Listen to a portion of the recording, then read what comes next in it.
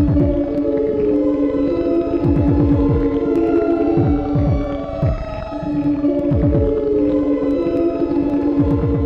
name is Nanna Søgaard, and I'm a composer. And I'm Pernille Kaufmann, and I'm a writer and a filmmaker. And we make projects together with film and sound. And text. And text sometimes. We started like many years ago making a band, basically. But don't search for it. Like a pop band. Yeah. That was the beginning. And then things changed, and like the recent years we've been more focused on combining music with, like my music with Pernille's text and video. So yeah, taking like another direction.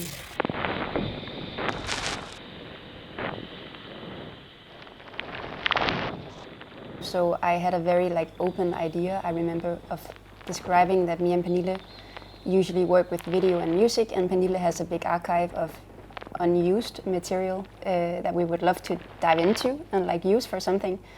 And I had some vague ideas about some music that would go to the video material that I saw. I was just like fascinated with the approach of Neko, basically, Neko 3, and the collaborative approach, and it just seemed like their way of working and our way of working would just be a good idea to combine. Natural sound and mix the two. So it can become again the original one, for example. So all these kind of things. So they can really become, or more like shifter. So they can become a totally different world. With the video, I work from a concept of the poetics of witnessing, of seeing something and then just witnessing it happen. So it's a lot of like, I hold the camera still and watch something in the world do something. And maybe it's an object or it's someone doing something. Oftentimes it's an object, because I have this fascination of objects and how objects are themselves but present through different time periods. So for example, for the video I filmed a lot of very old stuff, archaeological finds that were present thousands of years ago, and now they are maybe in a pedestal in a museum, and we come and give this huge attention to this object that and find very important, and I like this act of observing very attentionally the old object and then taking that same gaze into the world, like out of the museum, and witnessing other objects from our time.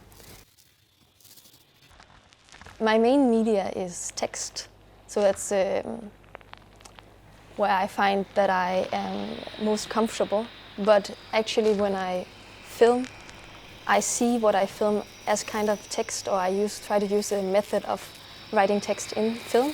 So the shots are always, or oftentimes very simple, has one kind of in my head, one idea that I could formulate as a sentence.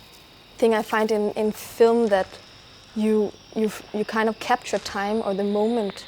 When you film something, you capture the moment where you are in the now, and then afterwards you are able to cut that up and put it together with something you filmed in a totally different moment, and then put those two moments together and make them become one frictionlessly. So the two times are not separated anymore. It's like the archaeology of film is kind of the idea that you can kind of, like you can pull out an object from the past and put it into the present, and then you can pull two different times of film together and put them together, and then the material is kind of like messing up time. Yeah, I find that very interesting. And for this project, like in terms of the past being brought into the present, is something that I feel like is like a overall theme, actually, because it turns out that when I go through my archive of sounds, it's also like a thing that I have recorded a lot of like sounds of earth, or like something that has this subterranean like layers, textures of sand or textures of porous. And I feel like that's a theme that runs through both of our works, this fascination with something archaeological. becoming more and more this sense of something earthy. What I imagine the sound to be like this very deep and dark and sort of atmospheric, but also at the same time extremely specific.